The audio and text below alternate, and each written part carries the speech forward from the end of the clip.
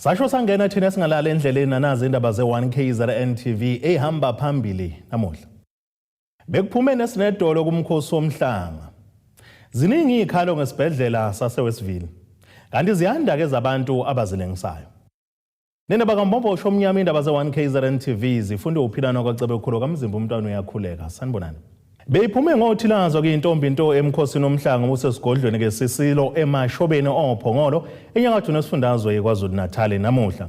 Kungokuqala ke nqa ukuthi umkhosi omhlanga ubanjelwe ke esigodlweni esisha sendlula mithe sisemashobeni ulandela kokususwa kwawo lomkhosi omhlanga esigodlweni sasenyokeni kwaNongoma nokuyilapho bujwayele ukubanjelwa khona minyaka yonke.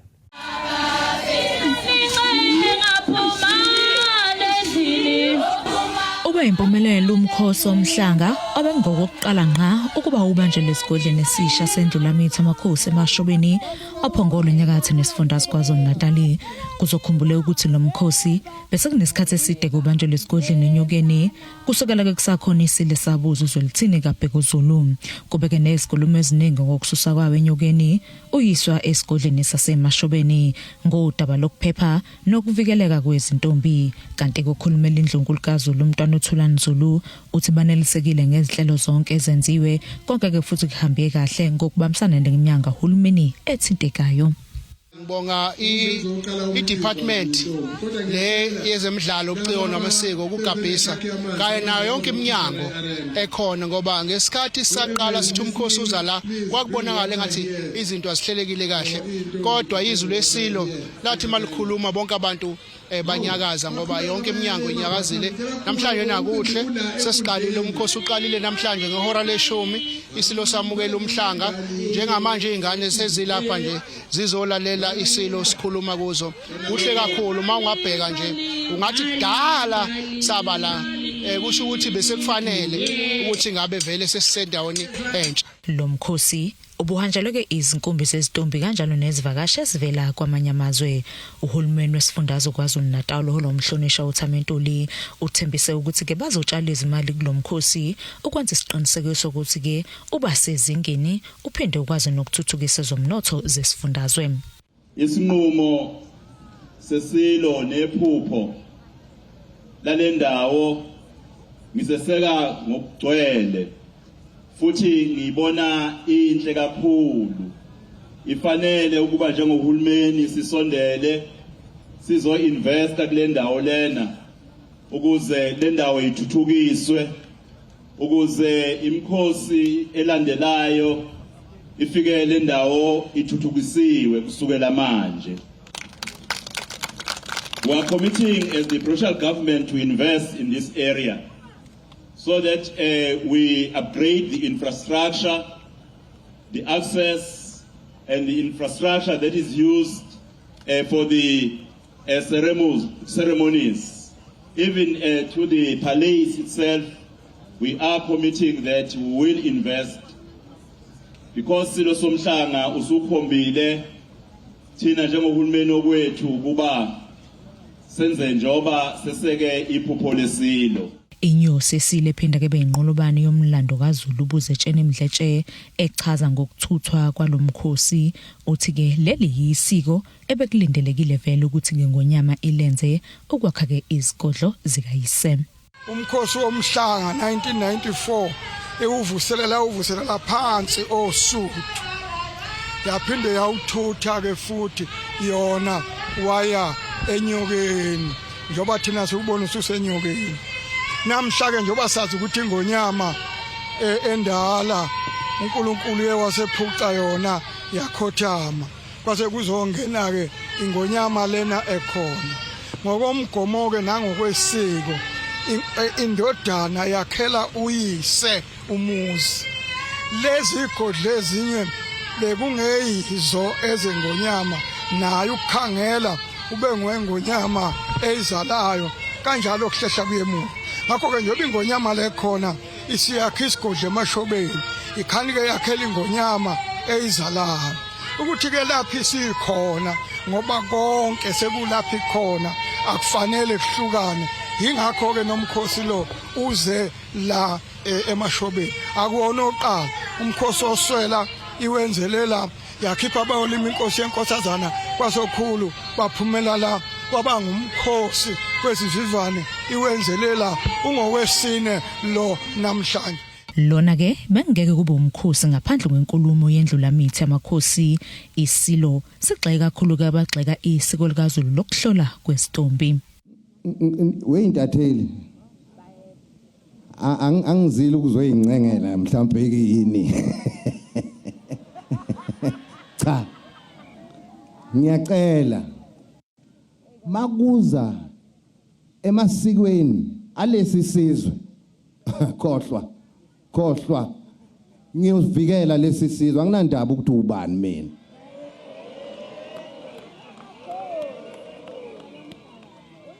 Sina masiko ethu thina esikholelwa kuwo nesiwahloniphayo. Niyangizwa abantu bama TV.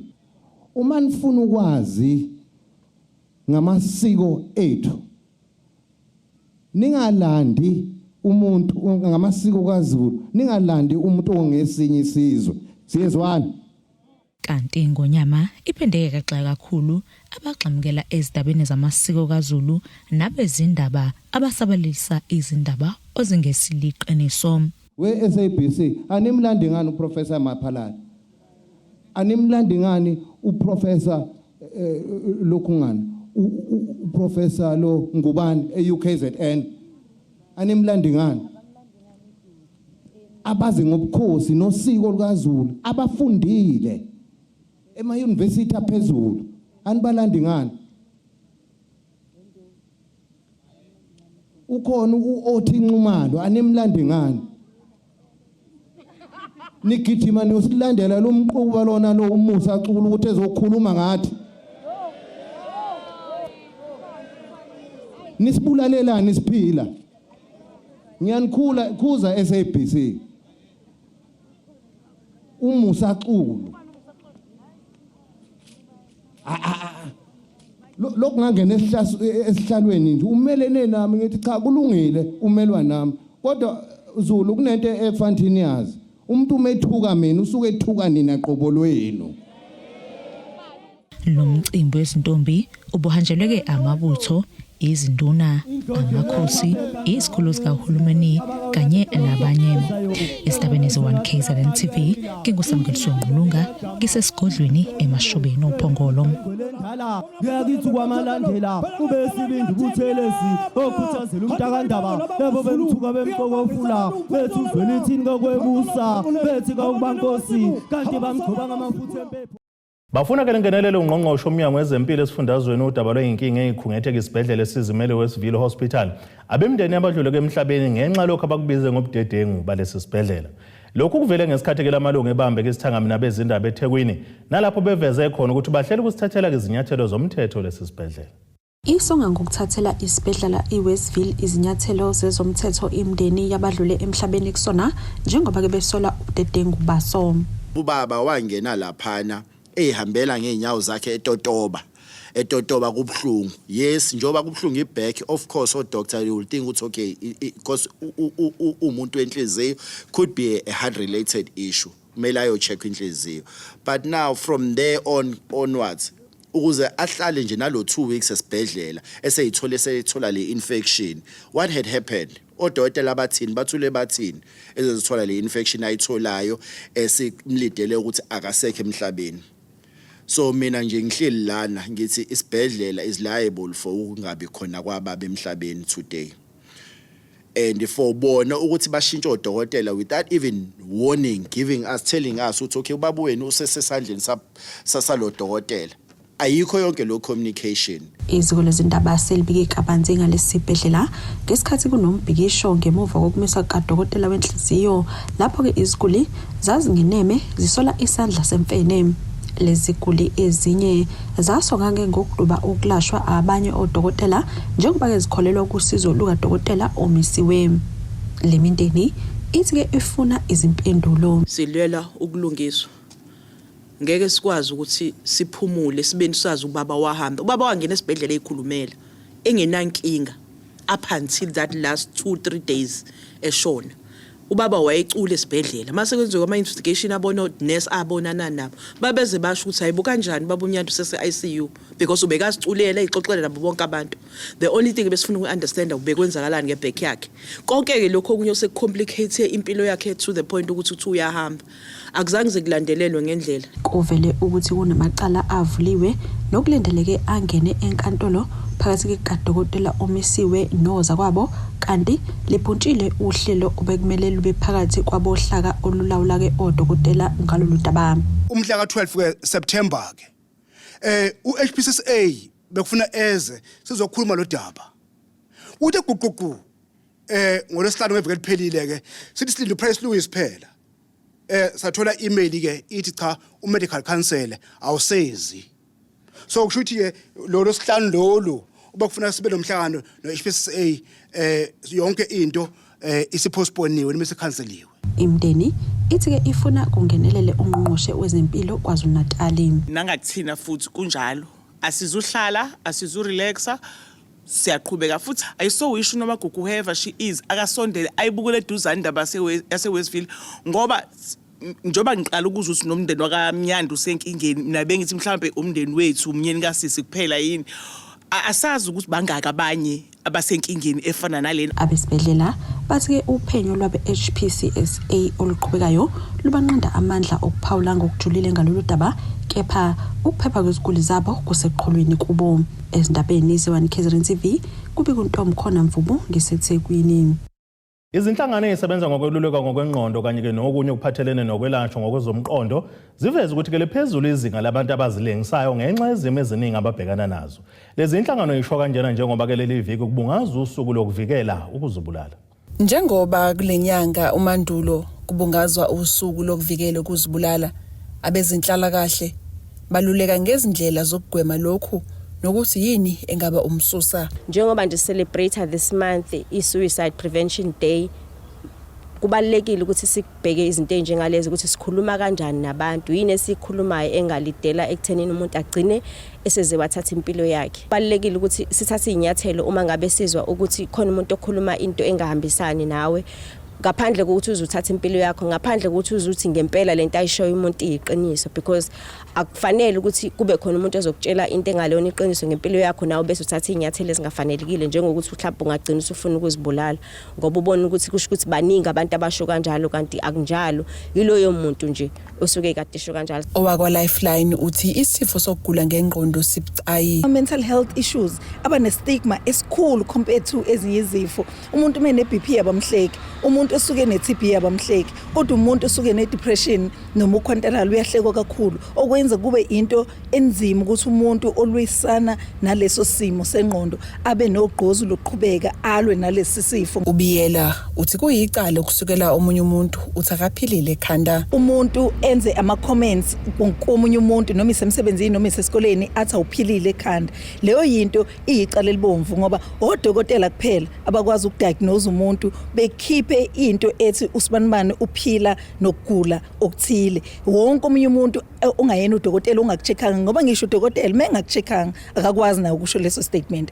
Umuntu usuke sekucheckile wenze wonke ama test kwabuye imiphumela ongakwazi ukusho nakhona usho ngendlela yakhayo akasho ngendlela ebhidlizayo ukuthi sitholile ukuthi uphila nesifo esikanje nansi indlela ongasizakala ngayo. Ngalesikhathi kusho umuntu nje engaze ekuteste engaze ekassess engazenze lutho, there is a deformation of character. In fact lo muntu ungamvulela icala lokuthi ukwehlisa isithunzi wakuslenderisha emphakathini and usengahlawula ukuthi ukulimazile emotional usengaclaima i-emotional damage ayenzile kuwena ngaleso sikhathi. And ngicabanga ukuthi imphakathi yethu eminingi ayifundisekile ngalokho. Kanti nosolwazi wezomthetho uthi kuyicala ukusukela umuntu uthi akaphilile ngekhanda. Mental illness is a disease, isifo esinama serious consequences. Now uma umuntu azoqhamuka akubiza kanjalo, it's a serious offense. And ngesingisi ithi your reputation has been impaired, ilimele, so your dignity has been impaired. Yes, there is a legal recourse that one can take. In a nutshell, one would look at a principle that's called defamation of character, where the person that makes those allegations does not have the truth on that. In other words, it's not been medically tested. Even if it was medically tested, uzokhumbula phela ukuthi if it's medically tested, it means odokotela abanale information, ama-psychiatrist for that matter. So uma zoqhamuka nasathatha that record adokotela asaqaqamisa emphakathini asa-publicizer, then it amounts to defamation of character. Izindabeni zone KZN TV ngu-Ayanda Dube ngisemgungundlovu. Asithi ishelele itolweni nabesilo sophinde sibuye futhi nezinye zindaba.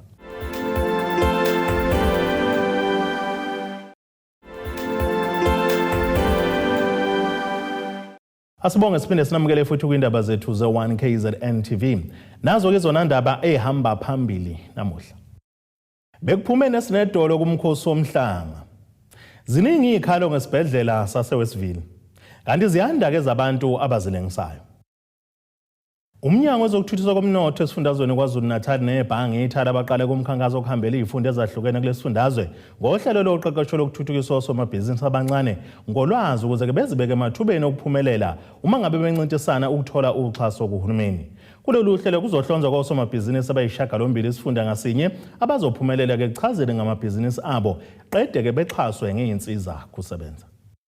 Lolu hlelo lomnyango wezokuthuthukiswa komnotho kanye nethala luqala esifundeni ikhingcetshwayo kuhlose ngalo ukuthuthukiswa amabhizinisi amancane ukuze nawe ukwazi ukungena ekuthuthukiseni umnotho aphinde adala namathuba omsebenzi. Sizoxoxisana nosomabhizinisi la sizobalekelela khona ekutheni bawakhulisa kanjani amabhizinisi abo kube ngamabhizinisi sustainable, kube amabhizinisi azokwazi ukuletha umnotho lapha kwiprovince yaKwaZulu-Natal. Kulonyaka nje ngikhuluma sizohamba ama-district ayisithupha, kulama district ayisithupha sizoba nabantu esizomakomelisa abangu-54. Wenziwe kanjani lo 54 wethu? I-district ne-district esizoba kuyona sizobe sikwazi ukukomelisa abantu abawu-9. If uthatha lo 9 utimes ngo-6 uzokunikeza lo 54 engikhuluma ngakho. Laba bantu laba bazolekelela ngezinsiza kusebenza ezizobalekelela emabhizinisini abo. Kuzoncintisana kosomabhizinisi abangama-54 abazochaza kangcono ngamabhizinisi abo. Kulolu hlelo kuzomeleleka intsha abesifazane kanye nabaphila nokukhubazeka. Into ebalekile ukuthi uba nebhizinisi eliregistiwe. It could be manje sekuthiwa iPTY Ltd, abanye ba ama co-op, abanye ba ama NPO.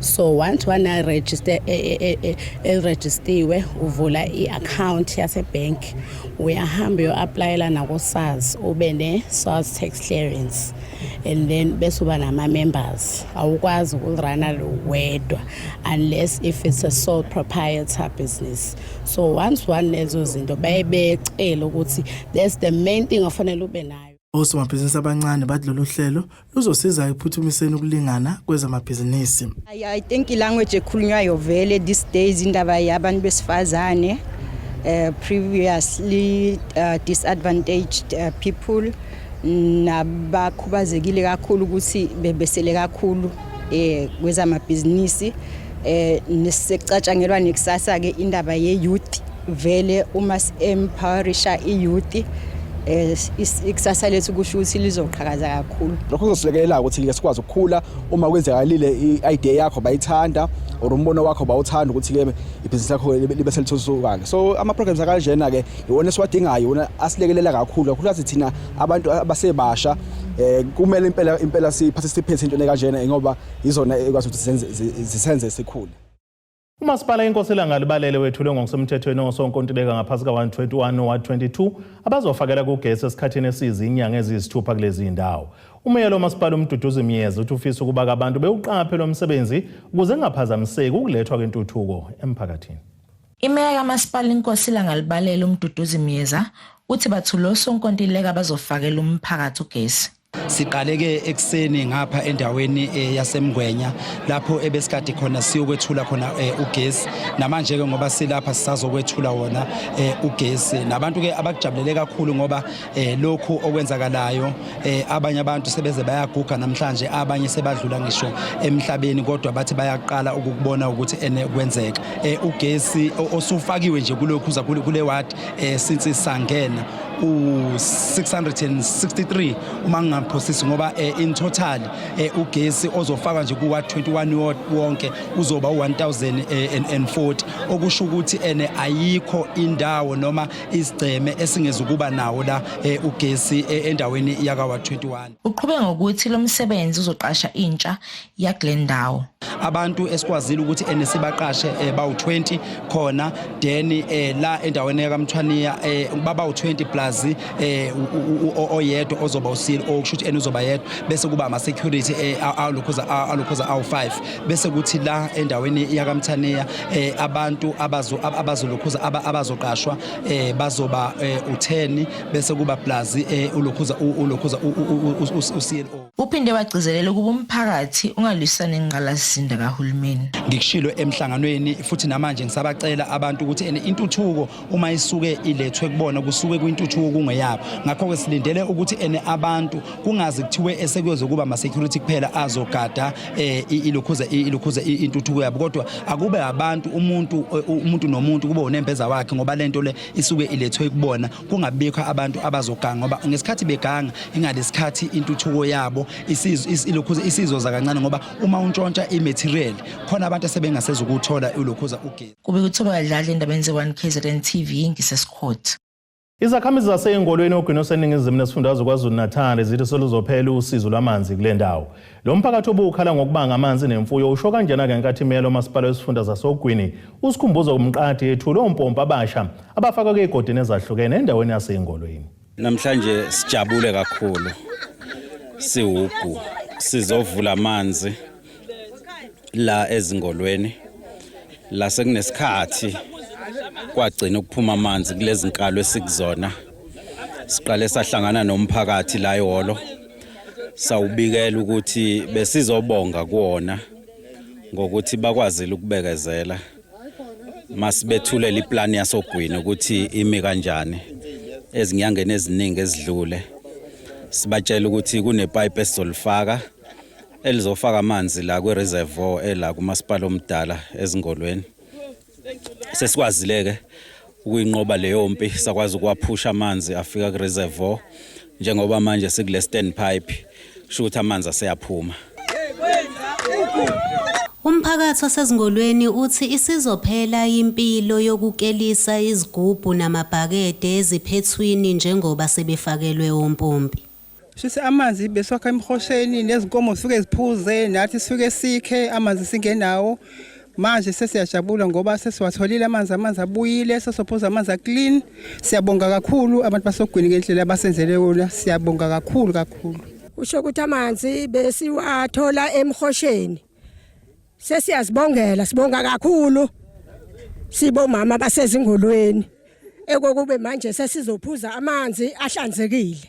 Kanti imeya yomasipala wesifunda ugu isinxuse abantu basezingolweni ukuthi bayinakekele ingqalasizinda. Lamabhoholi angasebenzi isikhathi esiningi avandaliziwe, alinyaziwe namalungu omphakathi. Amanye sesiwafake 3 times ama solar panel siwabuyisela kuvandalizwe. Sifuna ukunxusa nje umphakathi ukuthi masibambisane kakhulu nawo ngoba lamabhoholi asisiza ekutheni sithola amanzi. Sobe sicela kubona umphakathi even nasebukhosini sicela kubona ngoba into esiyibona njengamanje la njengoba kuzanywa nje ukuthi ukulungisa izinto kunezindawo eziningi kubonakala ukuthi kunemizi eyakhe phezulu kwamapipe okwengxenye ezodala ukuthi ke makuthanda ukudelay ukuthi amanzi afike kuzo zindawo ngoba abanye abantu njengamanje bakhe phezulu kwamapipe abanye bawanqamula amapipe so zonke lezi ndawo zodinga ukuthi manje iqale phansi bezilungisa ukuphunyuza indlela. Singajabula singacela kakhulu emphakathini nawo ukuthi uziphathe kahle nento ama illegal connections nawo udamu uyenciphisa kakhulu ngoba yenye into edala inkingi ukuthi kungabonakala ukwenzakalana. uJagaja uphinde wathi zikhona izinhlelo abanazo zokuphakela amanzi abantu basogwini lonkana. Ikhona iplan e6 point plan esiyisebenzayo efaka lama interventions esiwenzayo efaka ofleet efaka communication efaka kulungiswa kweadmin yakhona ogwini efaka human resource. Ngokwaleyo plan sihamba ngayo 1 by 1 ngoba sinama targets ekufanele masiwashaye. besithenga izimoto eziningi last week sizikhiphile manje zaya ezinkalweni go Parkgreen go Harding go Potchefstroom go Mzumbe ziyakosebenza sithi ke sikuyo yonke indawo. Dando yenkosi Dlamini ezindabeni ze1 KZN TV ngibika ngisezingolweni. Asiphinde sithi shelele itolweni nabesilo siyabuya futhi nezinye zindaba.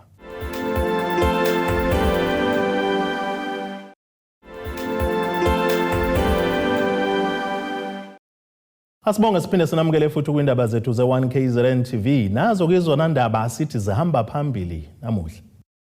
Bekuphume nesinedolo kumkhosi womhlanga. Ziningi ikhalo ngesibhedlela saseWestville. Kanti ziyanda ke zabantu abazilengisayo.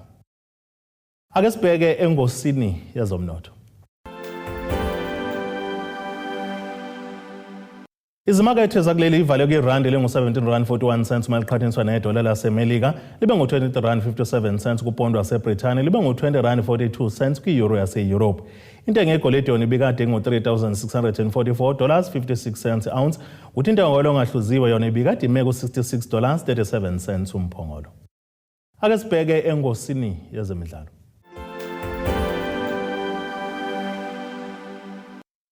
Iqembu laKwaZulu-Natal Durban City silinde isinqumo seKaizer Chiefs ngomgadli uTashreeq Morris efuna ukuxazulula inkinga yokushaya kwamagoli kuleli qembu ngayo. uMorris ojoyina amakhosi maphakathi nesizini edlule ubukeka ngasenawo indawo eqenjini lomqeqeshi uNasruddin Nabi. Ulandela ukusayinisa kwawo ke amakhosi abanye abagadla baseqophelweni eliphezulu. Kanti ke iChiefs isayinisa uTioso Ighodaro obesebhokweni leMamelodi Sundowns uFlavio Silva obedlala eIndonesia noKhanyisa Mayo begijima kuse-RB Belouizdad yase-Algeria. Kanti ngaphezulu kwalokhu kubagadli ke kukhona kowandile Duba no-Ashley Dupreez asebekhombisa ikhawe iningana ukuthi bayalufuna ijezi kuleli qembu laseNatural. uMorris akakaze kadlala kwiChiefs selokhu kuqala isizini entsha yeBetway Premiership kanti kuvela ukuthi ke iCity engomakoti kwiBetway Premiership ifuna ke ukuboleka uMorris kwiChiefs ngaphambi kokuvalwa kwewindi lokushintshana noma nokuthengiselana ngabadlali ngomhla zingamashumi 20 kwephezulu. Ake sibheke nasisimo sezulu esingalindeleka.